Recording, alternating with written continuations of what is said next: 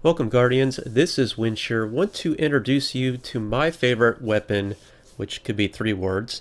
3 little words, that is. Weapon review: a pulse rifle in Destiny.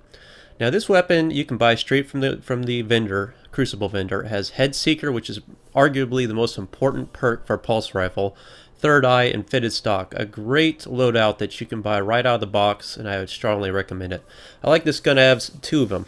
That's how much I like it. Ideally, what you want is this perk and the Head Seeker. Secret round, which fires a 4th shot if you miss a shot. So instead of firing 3 shots, it fires 4. So it's kind of like a Praetor's timepiece. If you can ever get a pulse rifle that has that loadout with Field Scout, I think that's your ideal loadout. Field Scout, Head Seeker, 4-shot, you're good to go. I think that's about as good as it could ever get for a pulse rifle. I will certainly roll that whenever it comes available in the Vanguard. But showing you there's some different pulse rifles, because there's basically 2 schools of thought when it comes to pulse rifles. You can either go high impact, high damage, and slow fire rate, or fast fire rate and low impact. I prefer high impact, high damage, because theoretically you can pretty much 2 burst an enemy with these type of weapons. Typically it takes me about 3 bursts, is pretty much my average. However, I have 2 bursted people by getting 2 consecutive headshots right there. But you can just see this gun is just massacres people at medium to long range. It's an absolute monster. It's one of the most underappreciated weapons in the game, and just as a weapon class as a whole. Somehow in Destiny, the pulse rifle, I don't know, genre, or the pulse rifle category became the black sheep, and everybody is just discounted and written them off as useless, worthless weapons. Now, my personal favorite gun I could hope to ever get in this game is Red Death. I dream about that damn gun. Tried and tried and tried, hours and hours, I cannot drop that weapon. I still regret the day I missed the opportunity to buy it from Xur. It was early in the game's launch. I didn't have any strange coins. I was talking to my friends. They talked me out of getting that gun because, again, the common stipulation, or the common agreement is that pulse rifles are just crap in Destiny. That's not true, guys. I go beast with these guns. Not in every match, but it's about the loadout. So I'm going to show you the loadout that I recommend for this gun if you run this class of guns.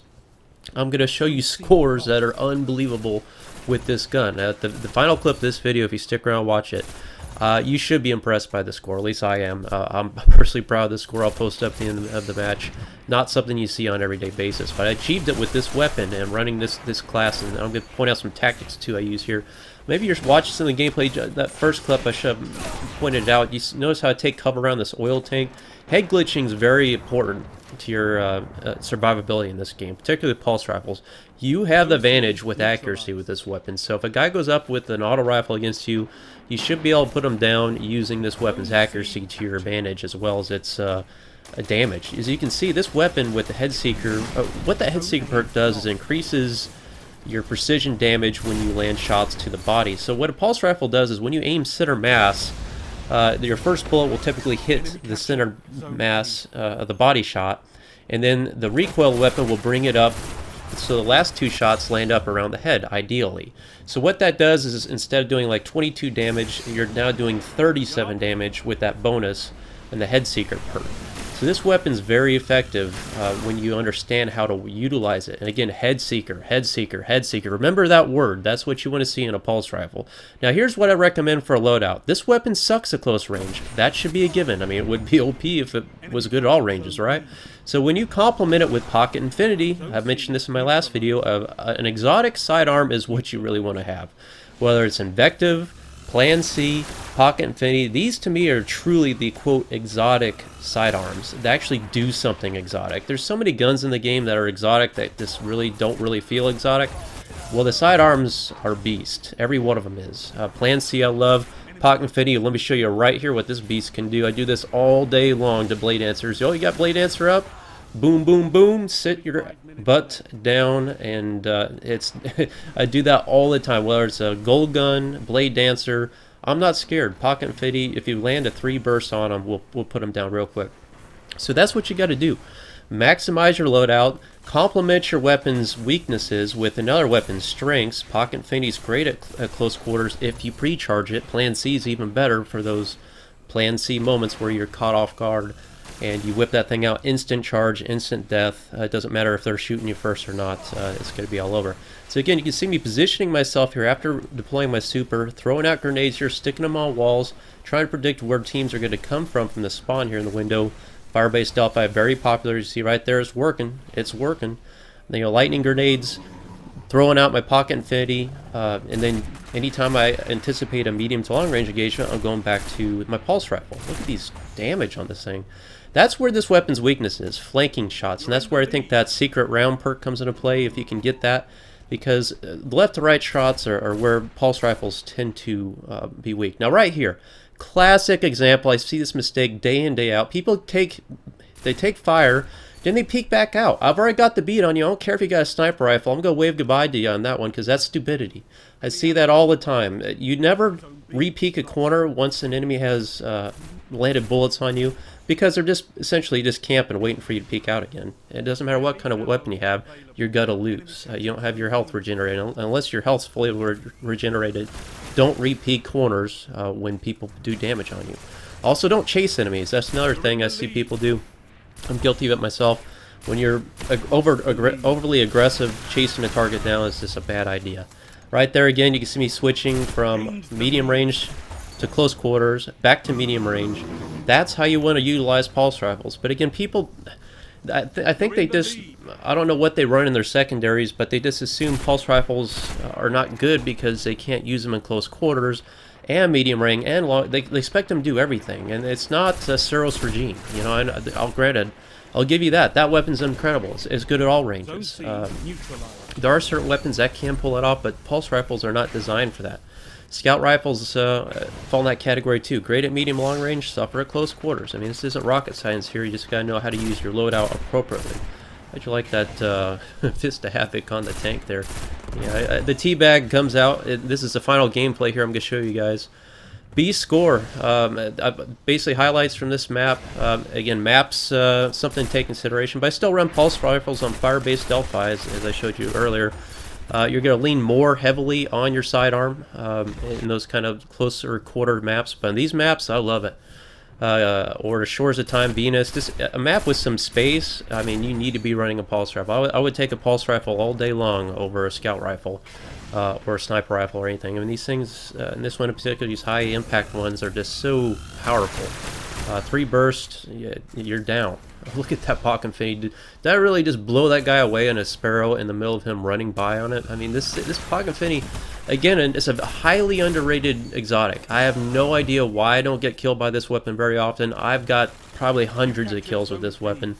I can run with it as a primary some days. It's unbelievable. As long as you pre-fire, it takes a day and a half to charge the thing. I'll give you that.